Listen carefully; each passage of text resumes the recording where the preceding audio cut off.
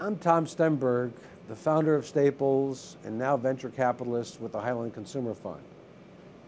My story starts out as a Harvard graduate, one of the very few in the grocery business. I spent my formative years with the Star Market Company here in Boston, then moved on to the first national chain down in Connecticut. And while I was down there, got in a fight with the owners and got fired from my job.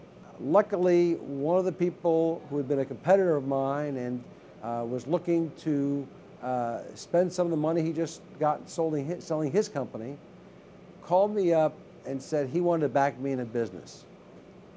That business turned out to be Staples, the office superstore. Why Staples and not some other idea? Well, we were toying with the idea when one 4th of July weekend, the 4th of July fell on a Thursday. And the stationery store in my town of West Hartford was open Monday to Friday, 9 to 5. That's it. Entrepreneurs, of course, work 7 by 24, but who cares? So that 4th of July, my Apple IIc image writer printer ribbon went. So on Friday, I went down to my stationery store. And since they were closed Thursday for the holiday, we're going to be closed Saturday anyhow, the hell with it, they closed Friday as well. And at that point, I realized that not only couldn't you get a good deal on office products if you're a small emerging business, in some cases, you couldn't buy the stuff at all. And that validated the idea that a superstore for office products, selling things at what then was half of what other people sold them for, was a big idea, and it sure turned out to be. Today, Staples is a 25 billion plus company that's doing business around the world, and I'm proud to have been its father. I moved on in 2005 and became a venture capitalist. And today what I do is I work with a lot of exciting growth companies and try to mentor their management teams, in particular their CEOs, on how to grow their business. City Sports here in Boston is one of them. It's a retailer that focuses on the urban dweller in the kind of sports they participate in, from running to swimming to squash and tennis. And they try to be in those places where those kind of customers live. We've expanded up and down the East Coast, and we hope this will be a really, really big business someday. And we just hope that we can overcome all the obstacles the regulators put in our way. I work with other emerging companies. For example, an integrative pharmacy called Pharmaca, based in Boulder, Colorado, which operates in almost all the western states.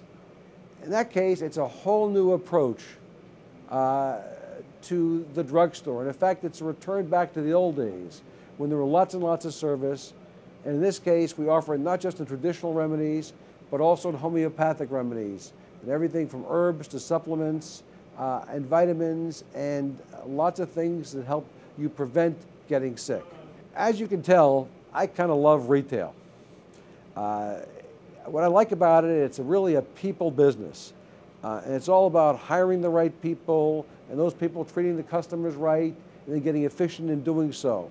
And there's probably no better example in the world than Lululemon, the first company I invested in as a venture capitalist. Lululemon is based in Vancouver, Canada. Virtually its entire management team is female. They do an incredible job building their business. They've come here to the United States and created lots and lots of jobs here in the United States. But I can tell you that each one of the kind of problems that job creators talks about, from regulation and frivolous lawsuits, Lulu, with its rapid growth, has faced each and every one of them. And I can tell you, you have to be very, very strong to thrive despite these obstacles. People often ask me, why'd you get involved in retailing?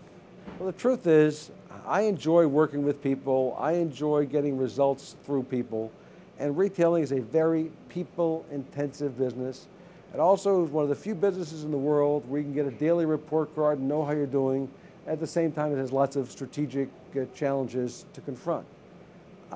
So I absolutely love the field of retailing. One of the challenges is that all the regulations that are out there, many of which are heavily related to people. Things like having to put up these nonsensical signs about the people's right to form labor unions and all the other kind of crazy regulations that come out there. They particularly affect people who hire lots of people in lots of places. So in effect, the regulations are punishing the very people who are creating jobs. It just makes no sense. I'm Tom Stemberg, and I'm a job creator.